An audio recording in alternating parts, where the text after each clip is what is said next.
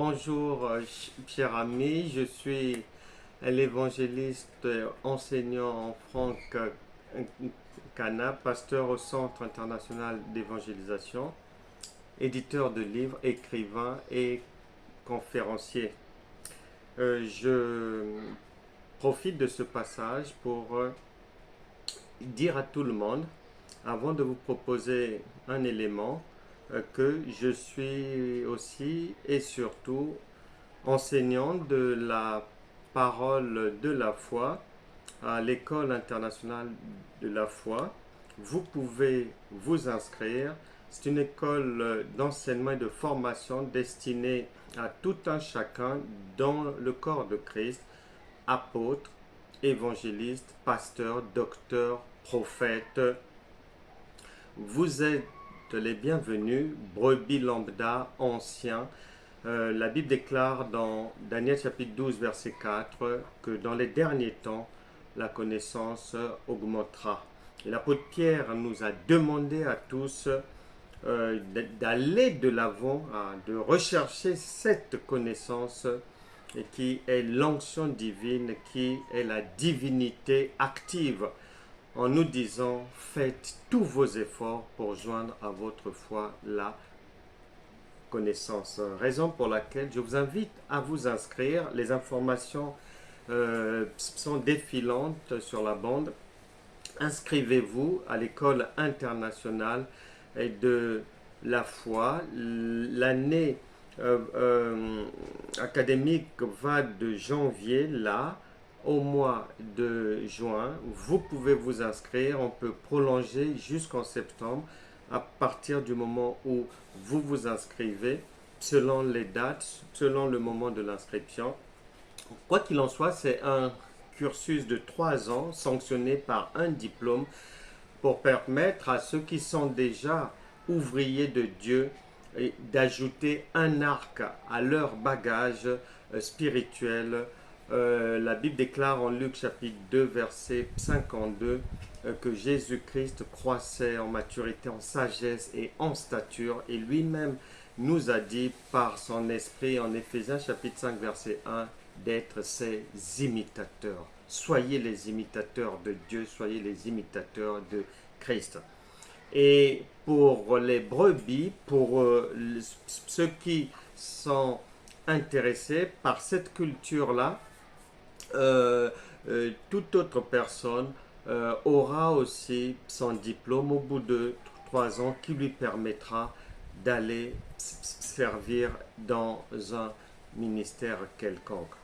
Que Dieu vous bénisse. Je vous laisse suivre cet élément et vous pouvez me revenir vers moi pour des questions, pour des prières. Je me dispose aussi au conseil pastoral.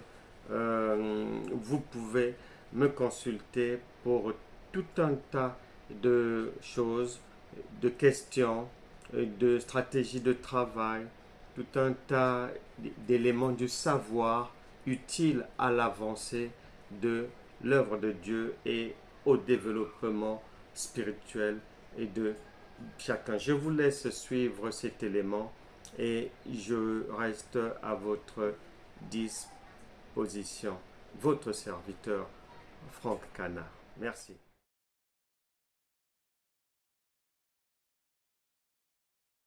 Amen, amen, amen.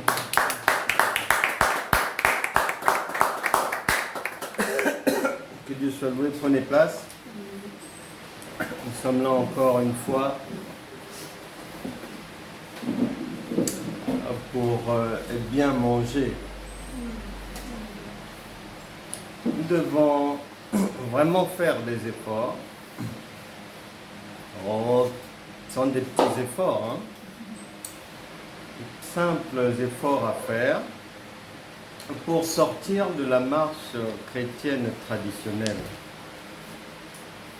Elle est pleine de ténèbres et elle ne peut pas permettre à quelqu'un de réussir, c'est pas vrai. Lorsqu'on s'assoit comme ça pour manger le pain de vie, on doit, c'est-à-dire avoir des attentes. Or, la plupart des chrétiens, peut-être, je dirais 90%, ça c'est mon avis, ils viennent à l'église locale, ils écoutent les enseignements, avec dans le cerveau, c'est-à-dire des coutumes, des traditions, des habitudes. Aucun objectif. Or, lorsque tu montes à table, c'est parce que tu veux résoudre un problème. C'est parce que tu te mets là où il y a une solution. Or, la plupart des chrétiens, tellement, au lieu de revêtir Christ, le vêtement revêtu couleur tradition, couleur coutume, couleur habitude, couleur dans notre famille on fait comme ça, couleur chez nous on croit en ça. Non. Non, non, non. La parole de Dieu, une fois que Jésus commence à ouvrir la bouche quelque part, tous ceux qui viennent, il faut bien lire la Bible. Ceux qui viennent, ils ont des attentes. Ils ont des attentes. Ils viennent avec des demandes, des questionnements, des problèmes. Et au fur et à mesure que la nourriture est distribuée, les réponses à leurs questions sont mises sur la table. Les demandes sont exaucées. Si quelqu'un était venu avec bon, la semaine prochaine, il y a un rendez-vous comme ça, je cherche un conseil. Obligatoirement, sur la table, on va mettre le bon conseil. C'est à toi de savoir le reconnaître et de le prendre, c'est tout.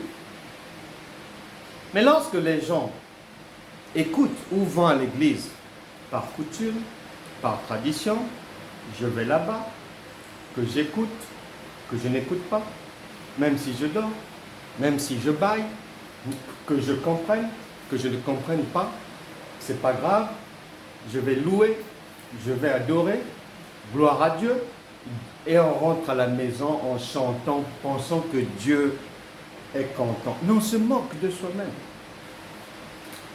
C'est ce que Jacques dit. Tu te trompes toi-même par de faux raisonnements. Ce n'est pas ce qui est prévu ici. Ce qui est prévu, c'est que tu aies une attente sur le fait que tes questions, tu dois avoir les réponses, sur le fait que ta maladie, elle doit sortir, sur le fait que le rendez-vous de la semaine prochaine, tu vas avoir le bon conseil, et surtout sur le fait que la Bible déclare, Enoch a marché avec Dieu, Abraham a marché avec Dieu, Noé a marché avec Dieu, les David, tout le monde a marché avec Dieu. Marcher veut dire, quand tu marches, tu dois aller vers l'avant. Pour aller vers l'avant, il te faut de nouvelles choses, une nouvelle énergie, une nouvelle connaissance. Or, les chrétiens sont habitués, c'est-à-dire de la même manière qu'il est allé à l'église, niveau de ce qu'il connaît de Dieu, c'est 1 plus 1 plus 1 égale 3. De la même manière qu'il est parti avec 3, il rentre à la maison aussi avec 3. Et il est content. Gloire à Dieu. Très dangereux. Ce n'est pas le but. Ça, dans le langage de Dieu, la pensée divine, on appelle ça l'égarement. Tu es un égaré. Tu ne comprends rien à rien. La Bible appelle des gens comme ça des sots. La Bible appelle encore des gens comme ça des insensés et des égarés. Il y en a foule. Ce n'est pas le but. Notre marche d'aujourd'hui, comme d'habitude, a des objectifs. Et les questions qui te taraudent l'esprit, les réponses vont être mises sur la table. Ce n'est pas parce que, par exemple, le chrétien, par exemple, il a un problème du genre ma belle-mère me cherche des noises. Donc, quand il va aller à l'église, quand il va écouter sur Internet l'enseignement, tant qu'il ne va pas entendre le prédicateur dire, vous qui avez des problèmes avec votre belle-mère, ceci, cela, pour lui, son problème n'a pas été mis sur la table. Non, c'est un royaume surnaturel. Dans le royaume de Dieu, ce n'est pas l'expression qui compte.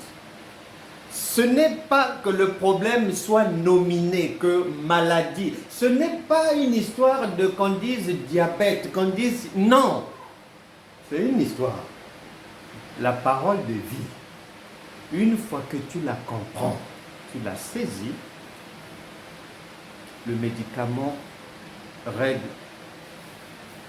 tous les problèmes. C'est un royaume surnaturel. Mais tant que les gens, là, c'est la chair, là, c'est la chair, et dans les membres, c'est la chair, les chrétiens seront toujours des perdants. Des perdants. Il n'y a aucune gloire, aucune joie.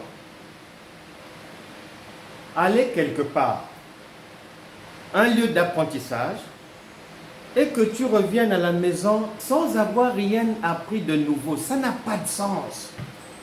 Tu as perdu ton temps. Tu as perdu ton temps. Ça n'a aucun sens, aucun. C'est une folie. Heureusement que très tôt dans ma marche, j'avais commencé à réfléchir. Quand je me suis converti, très rapidement, là où je vivais, distance avec l'église locale, 3 heures dans les transports, bus, train, métro, bus encore, 3 heures à l'aller, 3 heures au retour, donc toute la journée. Je me suis dit non, non. On ne peut pas faire ce sacrifice-là pour rester la même personne. Ou pour entendre des choses que je connais déjà. Non. Mais plusieurs font ça. Ne se posons aucune question. Ne réfléchissons même pas un tout petit. Le cerveau a été donné pour la réflexion. Ils ne veulent pas utiliser leur cerveau. Bon.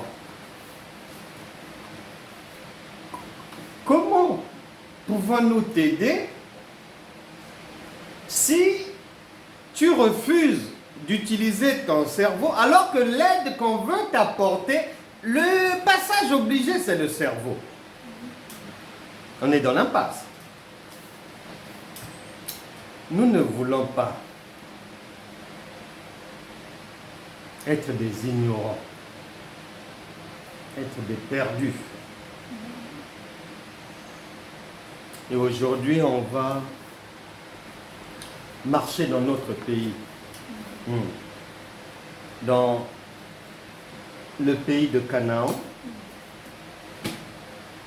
Notre texte, Josué chapitre 1. Quand tu auras le temps, tu pourras t'asseoir et bien lire ça. Je vais aller vite, je vais vraiment galoper comme un cheval. Parce que nous sommes dans une course. Marche des hommes, chez Dieu ça veut dire en courant, à la hâte. Josué chapitre 1, verset 1.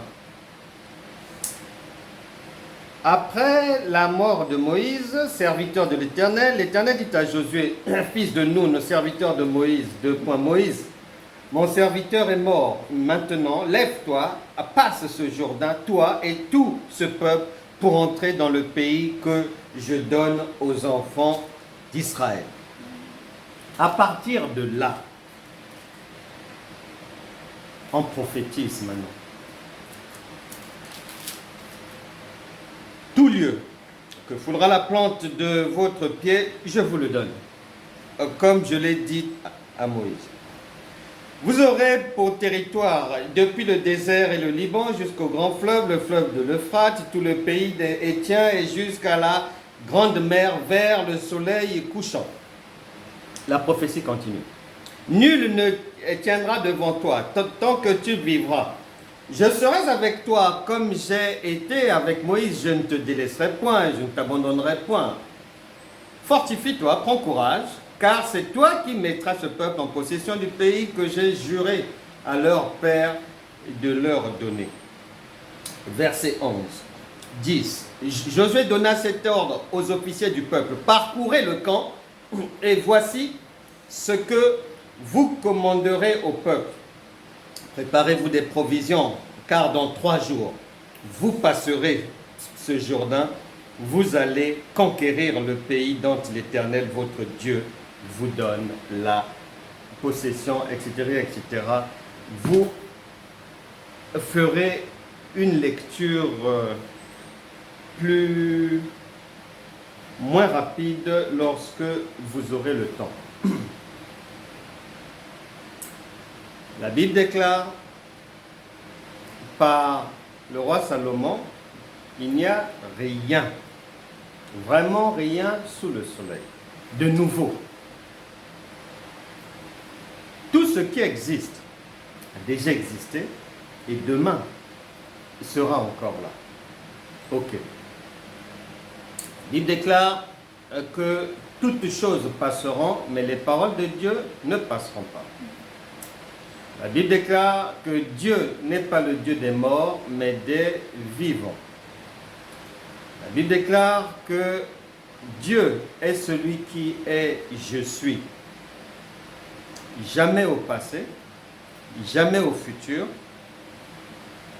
Tout l'espace, il occupe d'une manière permanente. Venons-en maintenant à notre marche.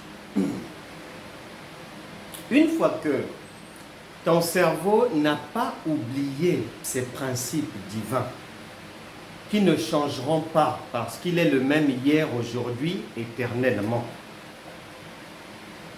tu viens comprendre que comme Dieu s'adresse toujours à toi-même, comme sa parole, donc lui, c'est un miroir pour toi. Tu te poses la question. Voilà, j'ai tel problème. Il faut que je fasse une retraite spirituelle. Il faut que je ne mange pas pendant 3 jours. De manière à ce que peut-être que c'est parce que mon ventre est plein que Dieu ne m'écoute pas. Peut-être qu'il faudrait que je ne mange ni gigot d'agneau, ni poisson en sauce, ni rougaille, ni saucisse, parce que peut-être que ça dérange l'oreille de Dieu quand je parle avec l'estomac chargé de ces choses. Donc je dois m'abstenir de ça pour qu'il m'écoute. Comme les enfants font du bruit à la maison, il faut que je trouve un endroit quelque part où je suis seul à seul avec Dieu, etc., etc. Mais tu perds ton temps. Tout ce que tu dis là, il t'a déjà répondu. Dieu est toujours comme une maman lorsqu'elle est à la maternité, en train d'accoucher, avant même l'accouchement, avant même les douleurs de l'enfantement, dans son cœur, sans que les autres de la maison ne l'entendent. Elle a déjà prophétisé que celui qui vient, celle qui vient, il faut qu'elle vive, qu'il vive une vie agréable. ce que j'ai enduré dans ma vie, il ne faut pas que mon enfant vive ça. Tu n'as pas besoin d'ouvrir la bouche pour prophétiser. Ça se passe dans l'homme intérieur. Elle prophétise le bien, elle planifie le bien. La prière, c'est une pensée. Selon Dieu, c'est un souhait. C'est un désir. C'est ça ce que Dieu appelle par prière. Mais pour les hommes, c'est se mettre à quatre pattes, hurler, crier, déranger les voisins, déranger les enfants, parler seul de 6h à 9h, mettre des foulards, tout un pataquès. Dieu est plus simple que ça. Un simple souhait, un simple désir, c'est une prière. Parce que l'homme mal intentionné, pour te faire du mal, il ne perd pas son temps à faire tout un pataquès comme les gens le font pour avoir le bien. Non. Il te regarde, ou il ne t'a pas vu, on lui raconte un truc, ou bien ton image vient dans son cerveau comme ça encore, et la personne dit, bon, qu'elle fasse aussi le permis, on va voir là où elle va voir ça. C'est tout. C'est un souhait, mais négatif. La prière, maintenant, c'est un souhait, mais positif. Voilà, c'est tout. Ce sont les hommes qui ont traficoté compliqué, ne comprenant pas les Écritures, rafistolé, rajouté plein de trucs, beaucoup de charabia et tout. Non, c'est très simple. Donc, Dieu commence toujours par prophétiser sur toi. Et comme il ne change pas, cette prophétie sur ta vie est toujours positive. C'est jamais le mal. C'est un Dieu d'amour. Une prophétie toujours positive. Ça, c'est ce que tu dois retenir en premier. Parce que une chose aussi simple que tu vas ignorer, c'est-à-dire que si tu ne sais pas que quand tu deviens enfant de Dieu, quand tu nous rejoins dans le royaume, immédiatement une prophétie t'est donnée sur ta vie. Tu réussiras. Tout arme forgée contre toi sera sans effet. Si tu es malade, l'apôtre Pierre a dit, ne t'inquiète pas par les meurtrissures du Seigneur, tu es déjà guéri. Si tu es en difficulté, il n'y a pas de problème. Il ne t'abandonnera jamais. Il sera toujours là pour te faire aller de l'avant. Tout est déjà clair, prophétisé. Maintenant, c'est lorsque tu ignores que devenir enfant de Dieu, l'un des premiers actes posés par les anges du Seigneur, lorsqu'ils te reçoivent dans le royaume, c'est de te remettre. La prophétie te concernant, Joseph a reçu sa prophétie. De nuit, Dieu n'est pas obligé de te remettre ça la journée. Il fait comme il veut. Il a reçu la prophétie que tu vas diriger. Le fait que celui qui devient enfant de Dieu, on ne l'a pas enseigné que tout commence par une prophétie divine. Que tu n'as pas à t'en faire.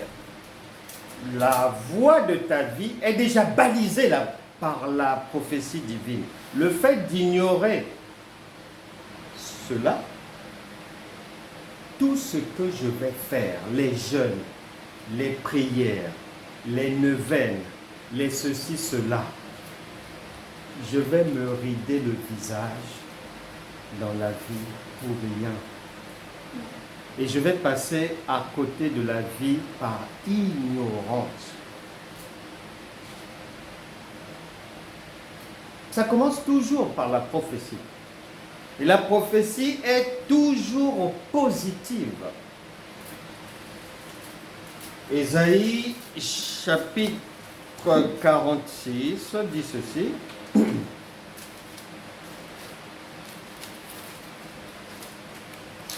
Ésaïe chapitre 46 verset 10. Il a dit ceci. C'est juste au-dessus, il a dit, je suis Dieu et nul n'est semblable à moi. J'annonce dès le commencement, c'est-à-dire dès que tu rejoins le royaume, dès à la première seconde, on t'annonce. On t'annonce ici comment va être ta vie, la trajectoire. C'est-à-dire tu rejoins un royaume de victoire. Un royaume où ta victoire est déjà actée. Elle est déjà actée. Et ici, on te dit même, la prophétie va plus loin, en disant que si jamais dans ta vie, tu entends ta voisine hurler dans une veillée de prière, elle est aux prises avec Satan là-bas. Si tu entends ton pasteur rentrer dans un combat spirituel avec le diable, avec les démons, si tu entends que dans votre église, on vous dit d'aller sur la montagne pour 40 jours parce que le diable s'est levé comme un seul homme pour vous combattre,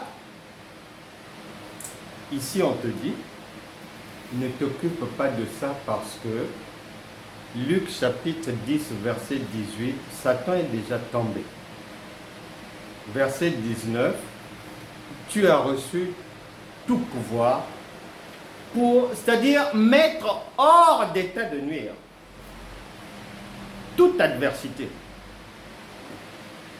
Qui commettra l'erreur de venir s'aventurer dans le couloir de ta vie? Parce que dans la vie, chacun a son couloir. Maintenant, beaucoup commettent l'erreur par ignorance ou pensant que parce qu'ils disent qu'ils sont chrétiens, que Dieu est avec eux, d'aller rentrer dans les couloirs des gens qui ne connaissent pas. D'aller chercher des problèmes là où il n'y en a pas. Quand tu quittes la prophétie de Luc chapitre 10, versets 18 à 19, tu abandonnes cette prophétie pour aller rentrer dans des soi-disant combats spirituels. Sache que tu es en train d'aller chercher des problèmes dont tu n'as pas le poids, la capacité. Tu n'as pas le niveau spirituel pour résoudre ces problèmes-là. Et ces problèmes-là vont t'avaler. Quand je dis ces problèmes vont t'avaler, ce n'est pas l'extérieur qui va t'avaler. C'est le Saint-Esprit, c'est-à-dire le lion qui est en toi, qui lui-même va t'avaler. Parce que tu fais du n'importe quoi. Parce que tu joues au mouton de Panurge. Parce que tu réagis par effet de mode. Parce que tu suis les ténèbres. Tu ne sais pas reconnaître la lumière. Parce que tu méprises la prophétie sur ta vie. Donc, tu seras sévèrement puni. Non pas par le diable. Parce que ici, la prophétie t'a déjà dit le diable est déjà à terre. Donc, il ne peut pas se relever pour te faire du mal. Il n'y a que le lion qui peut bondir sur toi.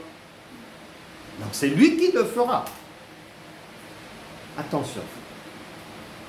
Nous sommes souvent devenus enfants de Dieu. Bon, ce n'est pas de notre faute, parce que tu ne peux que faire avec ce qu'on t'enseigne. Mais nous sommes venus dans le royaume de Dieu vraiment à l'aventure. Et on a beaucoup marché avec des enseignements aventuriers. Jusqu'aujourd'hui, il y en a pêle-mêle partout. la prophétie divine, ce que Dieu a dit à Josué et ses frères, la Bible te dit bien, il est le même hier, aujourd'hui et éternellement. Donc, il le dit aussi à toi-même.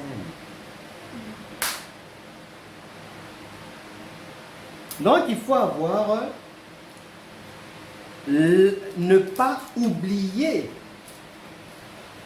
J'annonce dès le commencement ce qui doit arriver. Et l'entend d'avance ce qui n'est pas encore accompli. Mais ça ne s'arrête pas là. On dit, je dis, 2 points, mes arrêts subsisteront et j'exécuterai toute ma volonté. On n'a pas dit, toi, tu iras faire que tu exécuteras. Non, la prophétie dit, tout est déjà clair. Le royaume a déjà décidé, le royaume a déjà acté, et le royaume va faire.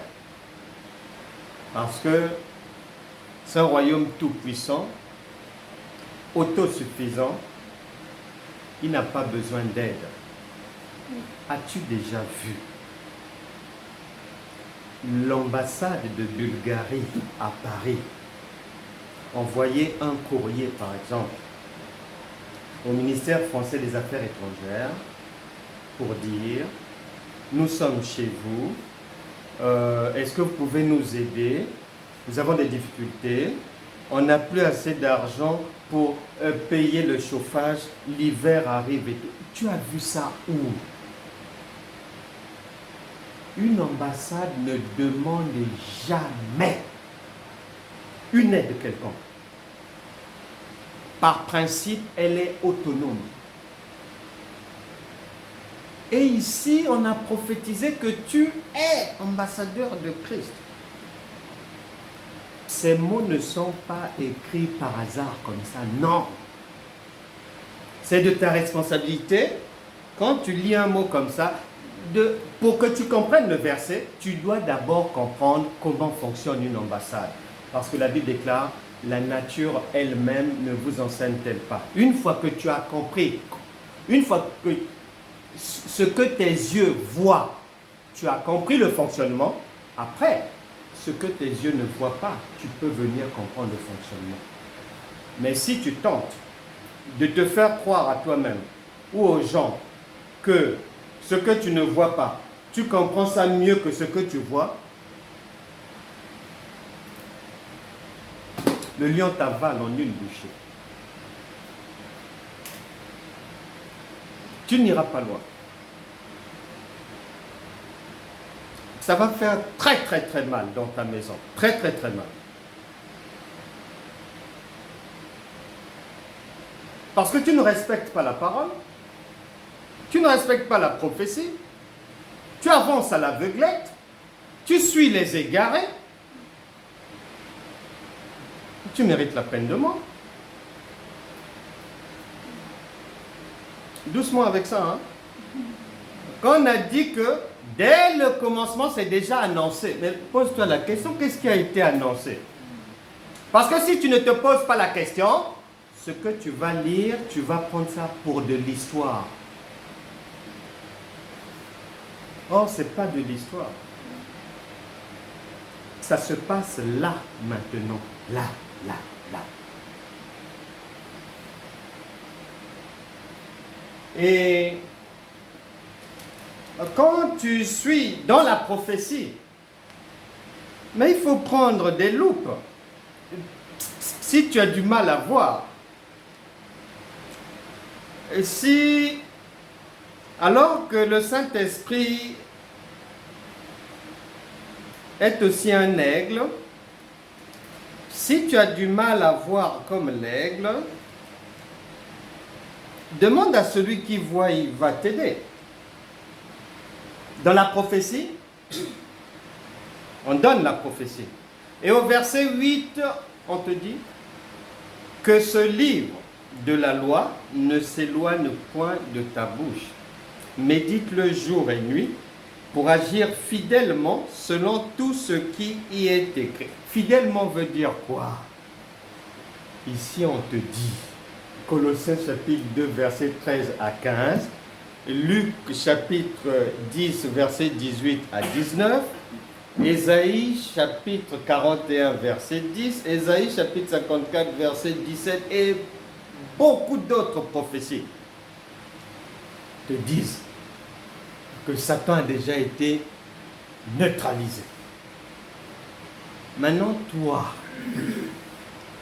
au lieu de faire confiance en la prophétie, tu vas faire autre chose. Ici, on a bien dit, prête attention.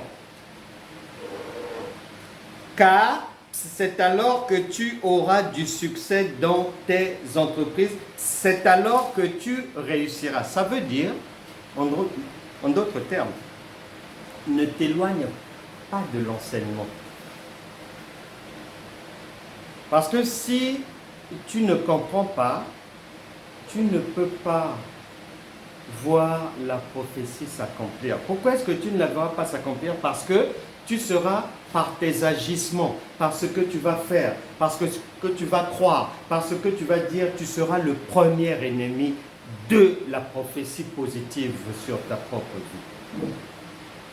Un destructeur, une destructrice, un criminel de sa propre vie. C'est ce qui est dit ici. Il faut faire attention.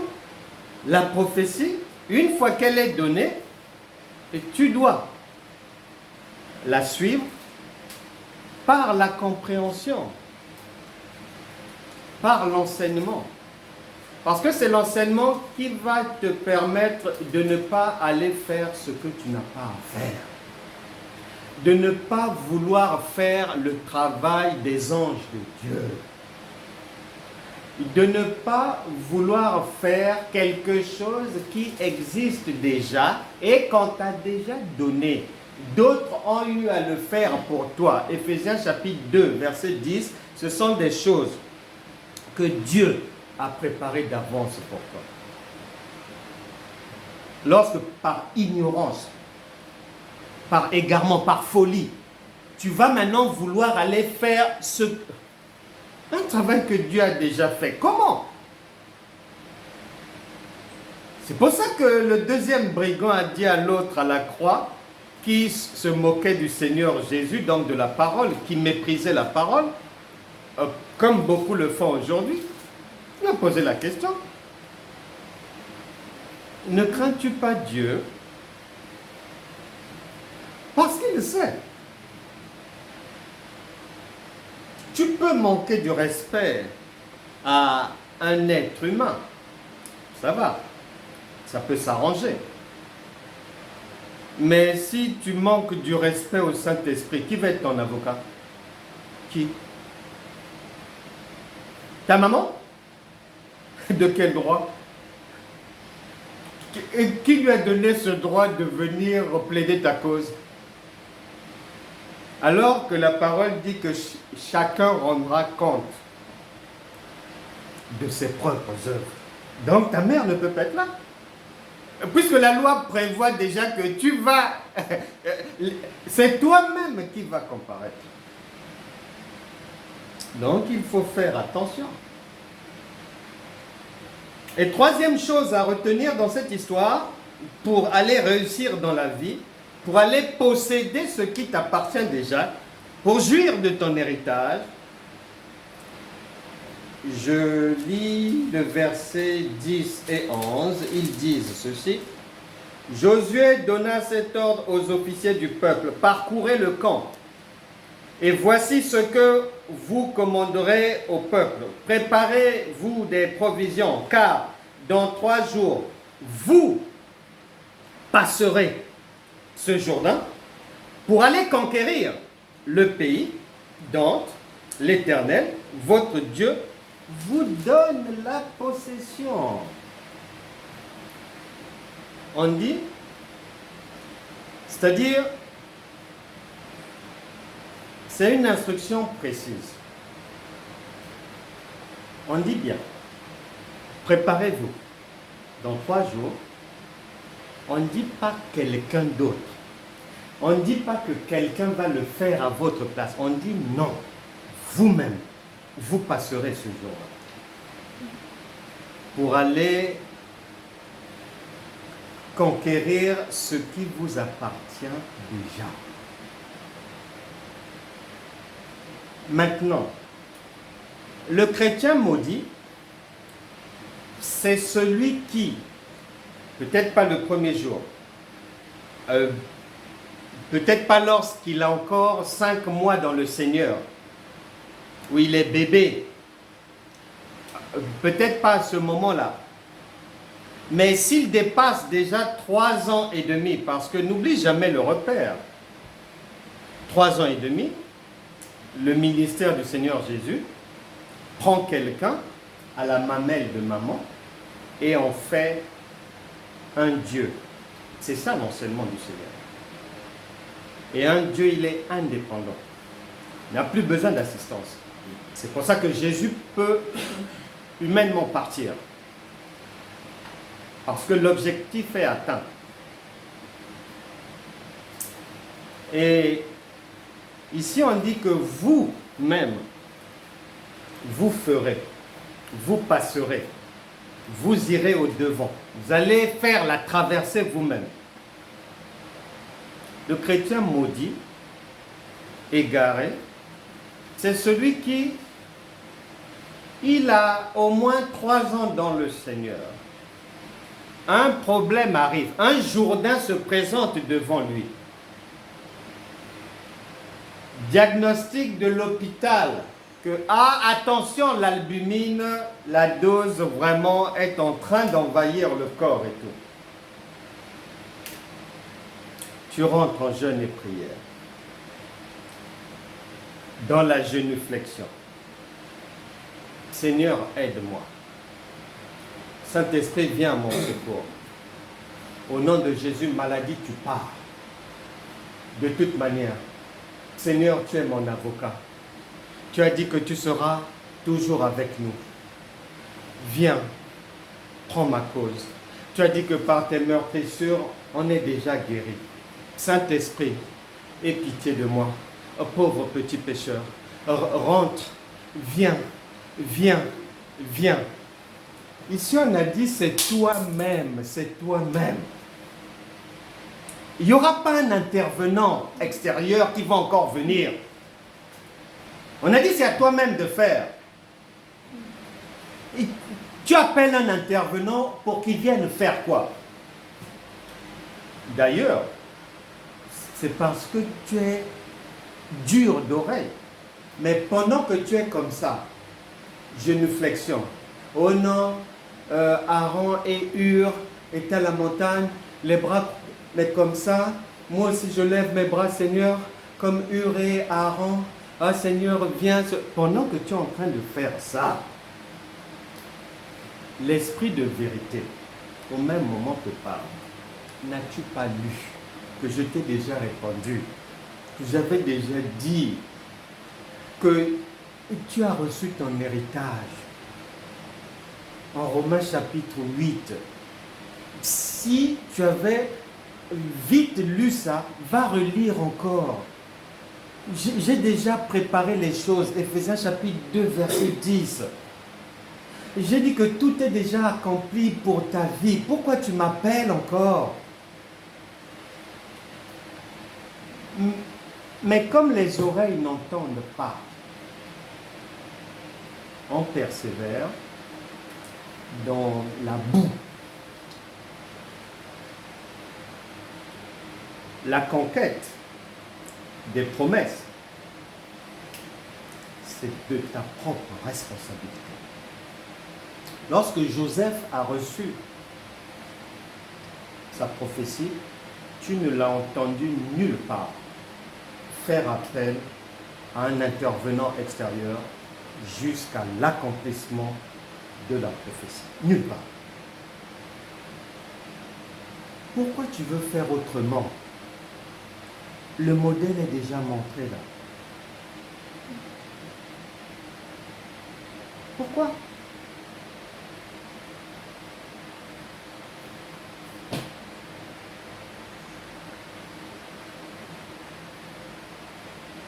il y a la période de l'esclavage, il y a la période de la loi. Ensuite, il y a la période que le Seigneur Jésus débute en nous apportant la grâce et la vérité. Cette période-là, la pierre angulaire de cette période, c'est l'enseignement. Parce que l'enseignement va te permettre de garder le cap, de ne pas sortir de la route, de ne pas aller faire des efforts inutiles, de ne pas avoir peur. L'enseignement va te permettre de garder le cap. L'enseignement, c'est le Seigneur Jésus. Et il dit en Matthieu, chapitre 5, verset 17, que ce qu'il avait prophétisé là sur ta vie, il vient maintenant pour l'accomplir. Il vient maintenant pour l'accomplir. Il vient pour l'accomplir. Maintenant, l'accomplissement de la prophétie dans ta vie, pour aller vite, on va aller faire un cas pratique. Jean chapitre 8, versets 1 à 11. On rentre maintenant dans la pratique rapidement. Jean chapitre 8, versets 1 à 11. Jean chapitre 8. Je ne vais pas lire, vous prendrez le temps de lire. Évangile de Jean chapitre 8, versets 1 à 11. C'est l'histoire de la femme adultère. Bon, la loi dit que lorsque on attrape une femme avec un homme qui n'est pas son mari, ceci, cela, les deux méritent la peine de mort, etc., etc. Et des gens attrapent une femme quelque part, ils l'emmènent au Seigneur Jésus qui est en train d'accomplir son ministère et ils lui disent, bon, maître, ça tombe bien, nous on te cherchait. Notre loi, ce que nous avons appris de Moïse, c'est que ce genre de femme, lorsqu'on chope, on met sur la place publique et on zigouille. Toi maintenant, tu dis quoi? Le repère, pour eux, c'est la loi de Moïse. 10 commandements. Plus des commandements qui rejoignent les 10. Jésus arrive, il fait face à la question, il dit non. Moi, je suis venu simplifier les choses. Moi, mon enseignement ne comporte pas 10 commandements avec des ramifications comme ça et tout. Non. Chez moi, j'ai résumé ça en 2 commandements pour faire plus simple. Parce que dans ces 2 commandements, il y a tous vos 10 commandements et puis les annexes. Et il dit, Matthieu, chapitre 22, versets 34 à 40, premier commandement, aimer Dieu. Deuxième commandement, aimer son prochain comme soi-même.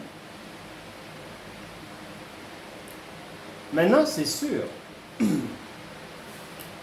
que là, tu as un résumé, mais dans la pratique, c'est sûr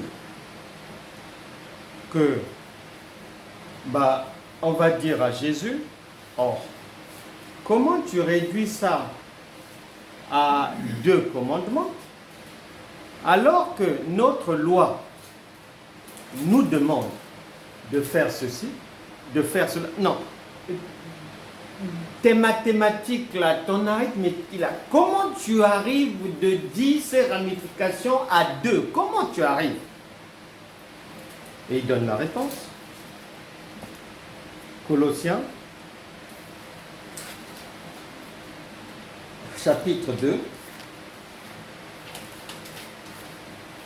Il donne la réponse. Colossiens chapitre 2, on prend à partir du verset 16. Que personne donc ne vous juge au sujet du manger ou du boire, ou au sujet d'une fête, d'une nouvelle lune ou des sabbats. C'était l'ombre des choses à venir, mais, c'est-à-dire la vérité. Ce qu'il faut faire maintenant, c'est en Christ. Or, Christ est esprit. Donc, ça ne se passe plus de manière charnelle, c'est spirituellement. Cette parole, une personne éclairée, une personne qui n'est pas têtue, lorsqu'elle arrive là, même si elle était dans un jeûne de 40 jours imposé par l'Église, elle arrête ça tout de suite. Parce que les choses de Moïse, c'était l'ombre des choses à venir. C'est ce que Jésus explique. Toutes ces choses-là, les pratiques, c'était l'ombre des choses à venir. Qu'aucun homme, sous une apparence d'humilité et par un culte des anges, ne vous ravisse à son gré le prix de la course, tandis qu'il s'abandonne à ses visions et qu'il est enflé d'un vain orgueil par ses pensées charnelles. Tu poursuivras la lecture quand tu auras le temps. Le Seigneur est en train d'expliquer. Ne sois pas intimidé. Ne rejoins pas l'aveuglette. Une église où on dit tout le monde vient en blanc, habillé chic, bien coiffé, bien peigné, bien ceci, où tout le monde est droit, où nous jeûnons, où nous prions du matin au soir, ceci, cela. L'Écriture dit, ne sois pas intimidé par ça. Ce sont des choses charnelles. C'est pour ça que la plupart des soi-disant traversées sont des traversées charnelles. Dès que la traversée a lieu, alors qu'ils sortent d'un jeûne de 40 jours, d'un jeûne de 12 jours, d'un jeûne de 21 jours, début janvier, le programme des nouveaux jeûnes est publié. Un éternel recommencement. C'est ça la chair. Mais l'esprit, il résout le problème une bonne fois pour toutes. C'est pour ça que quand un apôtre ou le Seigneur Jésus te dit, mais va, qu'il te soit fait selon ta foi, la personne ne revient plus. Mais dans la chair, on revient chaque année, on revient chaque mois, on revient. C'est la génuflexion. On revient. On revient. 20, 21. On dit ceci. Si vous êtes mort avec Christ au rudiment du monde, pourquoi, comme si vous viviez dans le monde, vous impose tant ces préceptes? Bien sûr. Les préceptes, c'est quoi? Le jeûne, la prière, prier tant d'heures, parler comme ceci, nuit prophétique, célébration prophétique, culte d'adoration, culte d'action de grâce, ceci, cela. Tout ça là, c'est du vent. Que ces mots ne t'impressionnent pas, c'est du vent, c'est la poubelle. C'est du vent. C'est ce qu'on dit ici. C'est du vent, ne te coupe pas. Même s'il y a beaucoup de bruit, des projecteurs, ceci, cela, ne t'occupe pas de ça, c'est du vent. Verset 21. Ne prends pas, ne goûte pas, ne touche pas.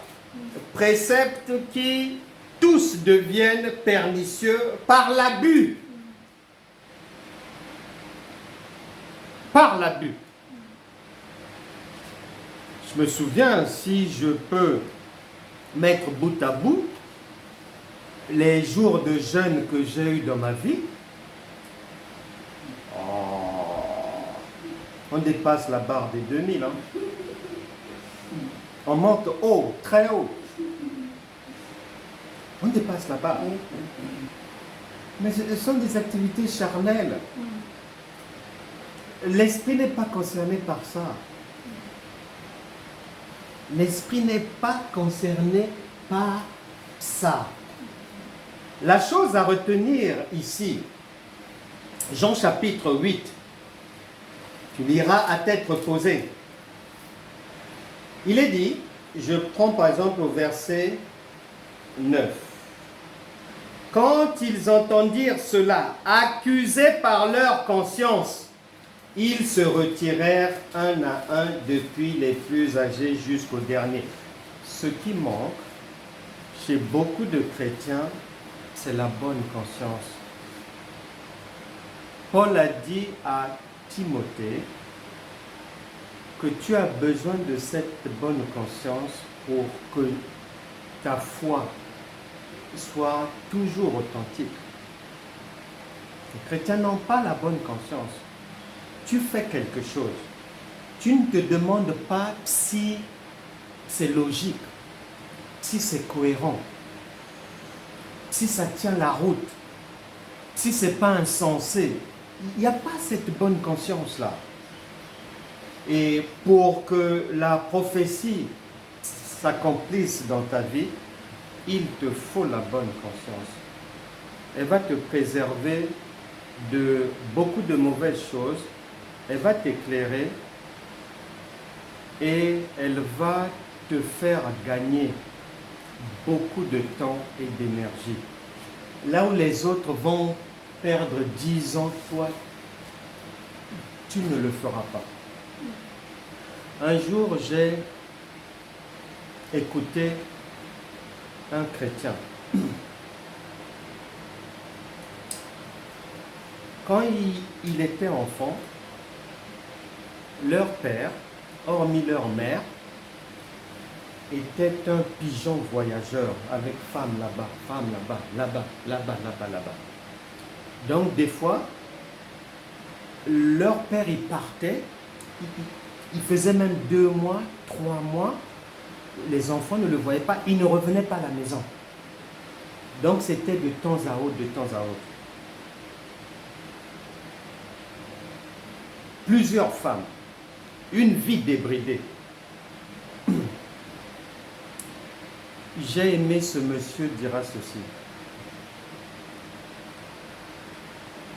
Il n'était pas encore même chrétien. Parce que la bonne conscience, ce n'est pas une histoire de croire ou de ne pas croire, non. C'est une histoire de là. Quand il était jeune, il dira que dans son cœur,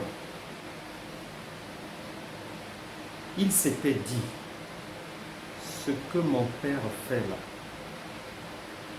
je ne veux pas faire ça.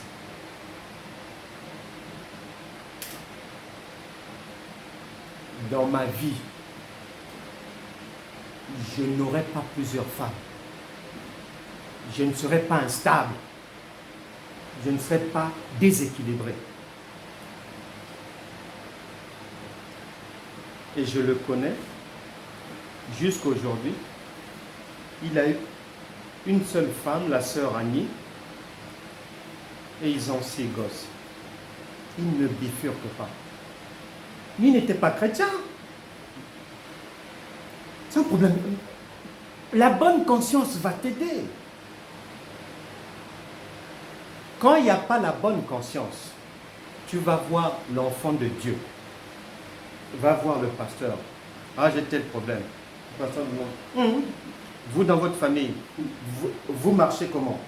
Tes parents marchaient comment? Non, mon père était polygame. Ah! Combien de femmes? 12 et bébés.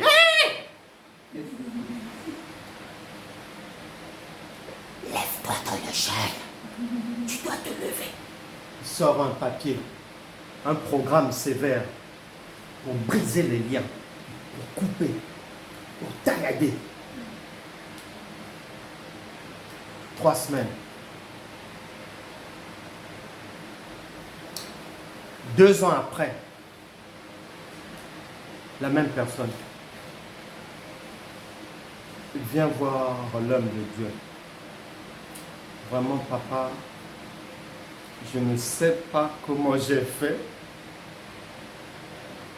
On dirait que je suis devenu comme mon père. Mais c'est normal. Mais si tu n'as pas une bonne conscience, tu fais les choses dans la chair. C'est pas par l'esprit. La délivrance totale, avec non-retour, elle commence par la bonne conscience et elle est spirituelle, c'est-à-dire c'est ce que tu connais. C'est ce en quoi tu crois. Lui, il avait seulement dit que non. Ce que mon père fait là, non, je ne veux pas. La Bible déclare, ce que tes yeux voient, la nature elle-même, elle ne t'enseigne pas.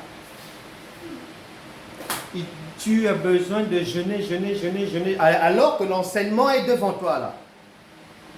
Donc, tu veux aller jeûner,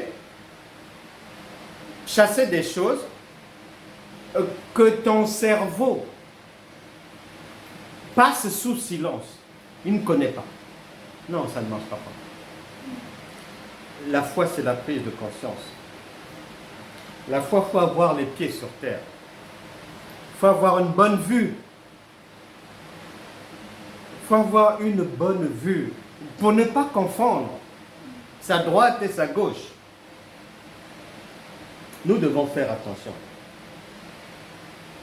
Donc, dans l'accomplissement de la prophétie, 1, tu dois bien avoir à l'esprit que les choses de Moïse, tu ne passes pas avec ça de l'autre côté. Là, c'est la chair et là, c'est l'esprit. Toute tentative de mélange, boum, ça t'explose au visage. C'est ce que beaucoup de chrétiens vivent. Malgré les jeûnes, malgré les prières, malgré les genoux noircis. Deuxième chose, une bonne conscience. Et enfin, troisième chose, il dit à la femme, verset 11, elle répondit, non Seigneur. Et Jésus lui dit, je ne te condamne pas non plus, va et ne pêche plus. Va et ne pêche plus. Les chrétiens souffrent parce que ils sont charnels, alors que Dieu est esprit. Quand tu entends que Jésus prend 10 commandements et plusieurs ramifications, il vient résumer ça en 2 seulement. C'est un raccourci. Ça veut dire beaucoup de choses. C'est-à-dire, au lieu de comme ça, il met devant toi un raccourci. Et ce raccourci-là, tu vas arriver vite, tu ne vas pas perdre ton temps, tu ne vas pas t'égarer, tu ne vas pas t'essouffler, tu ne vas pas. Lorsqu'il dit à la femme, va et ne pêche plus, il faut que la femme soit bien enseignée pour ne plus pécher. Souvent, dans notre famille chrétienne, on a eu de mauvaises habitudes. Que pour faire partir ceci, il faut tel programme de prière, il faut faire des efforts comme ça. Tout ça là, c'est la chair, ça ne marchera pas. L'enseignement, Jésus lui-même qui est enseignant, c'est la solution par excellence. celui qui devient enfant de Dieu et qui reçoit un enseignement calibré, lui donnant l'information. Écoute, est-ce que tu sais ce que veut dire devenir enfant de Dieu? Bon. Quelque part, il est dit que Paul a croisé des gens, des chrétiens, il leur demande, puisque les chrétiens aiment se prévaloir, nous on est comme ceci, comme cela, nous sommes baptisés, si cela et tout. Il leur demande quoi? Ils disent qu'ils sont baptisés, mais ce qu'ils voient d'eux, ça met en lumière qu'ils ne sont pas baptisés. Ils les entendent dire qu'ils sont baptisés. Il vient poser la question. Vous êtes passé par quel baptême? Oh, nous, notre maître, c'est Jean? Non, je demande, c'est quel baptême? Il n'y a pas un seul baptême. Ils se regardent. Ah bon? Et ils disent, non, nous, c'est le baptême de Jean, c'est l'unique. Il dit non, vous avez été baptisé du Saint-Esprit. On n'a même jamais entendu ce mot-là, c'est la première fois qu'on entend même ça. Donc, quand quelqu'un parle, laisse-le parler. Qu'il soit pasteur, qu'il soit ceci, qu'il soit cela. Le Saint-Esprit va te mettre en lumière son ignorance, ses bêtises, la poubelle qu'il transporte là. Quelqu'un est converti. Mais là, je peux dire 95% des chrétiens, lorsqu'ils se convertissent, même 15 ans après, ils ne savent pas ce que veut dire la vie nouvelle en Christ. Dans la vie nouvelle en Christ, il y a le fait que quand tu dis que tu acceptes le Seigneur comme son sauveur, comme ton Seigneur et sauveur, les gens ignorent qu'en le disant, c'est-à-dire, tu as avalé tout un agneau, tout un lion, tout un aigle, tu as avalé une charge incroyable. Maintenant, celui qui ignore cela va vadrouiller. Mais celui qui a cette information, cette connaissance, attention. Est-ce que tu sais que lorsque tu as dit « Je t'ouvre la porte de mon cœur, Seigneur, viens vivre désormais dans ma vie », est-ce que tu sais que le lion est rentré là? Ah bon? Mais ça ne s'arrête pas là. Il faut aussi lui expliquer ce que l'agneau doit faire, ce que l'aigle va faire, ce que le bœuf va faire et ce que le lion va faire. C'est uniquement celui qui va avoir cette conscience-là et qui va savoir que le lion de la tribu de Juda qui est maintenant en moi, qu'on appelle le Saint-Esprit, à la première bêtise, il me ramasse moi-même d'abord. Parce que c'est maman elle-même qui punit son enfant. À la première bêtise, premier péché,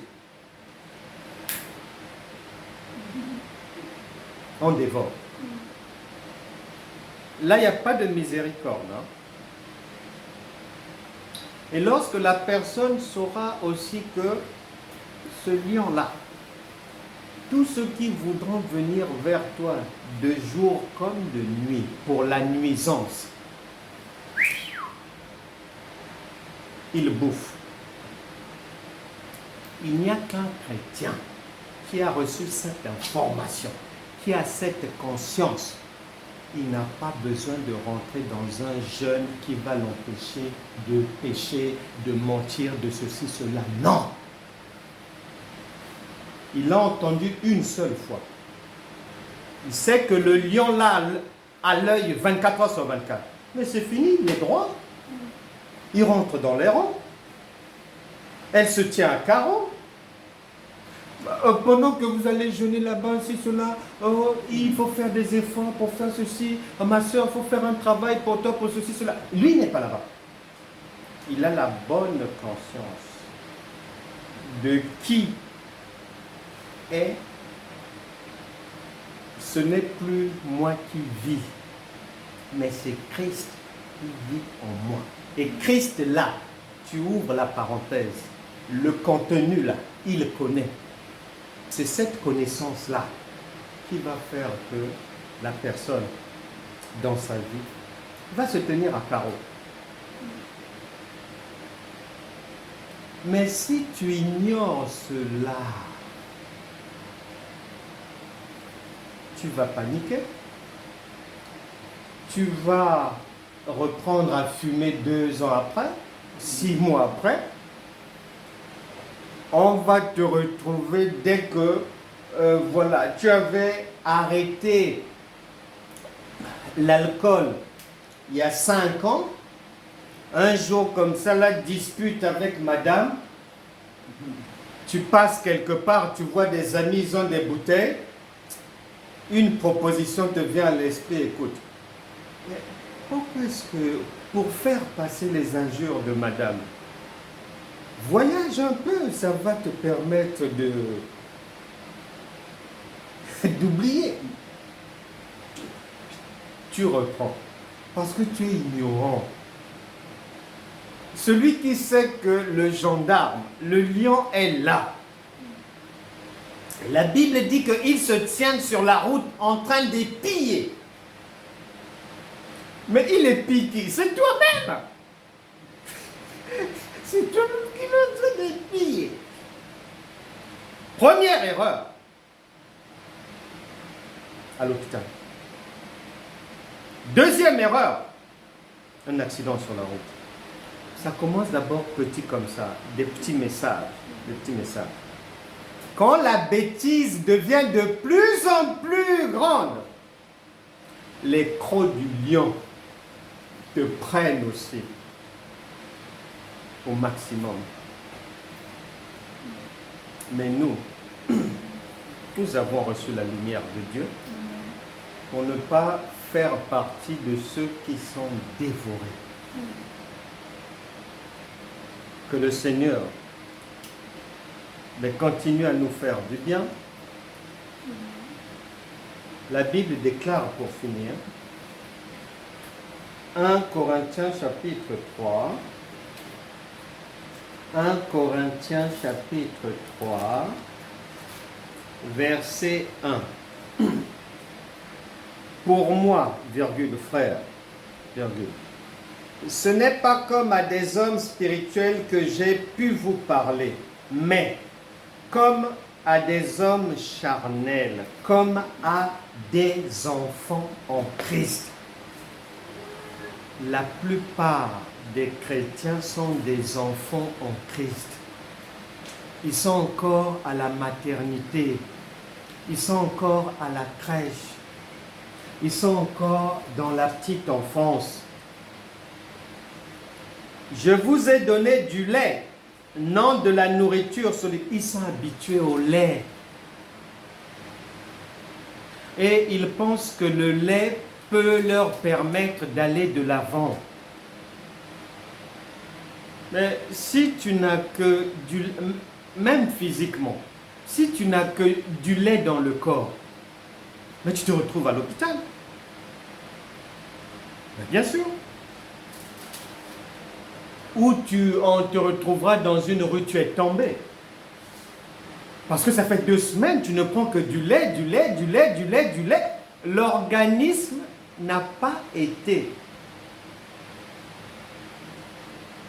disposé, planifié, pour ne recevoir que du lait. Son fonctionnement, il faut au fur et à mesure que la nourriture, que les enseignements deviennent solides. Parce que c'est la nourriture solide qui t'établit dans la foi. Mais il dit, et vous ne le pouvez pas même à présent parce que vous êtes encore charnels. La plupart des chrétiens sont charnels.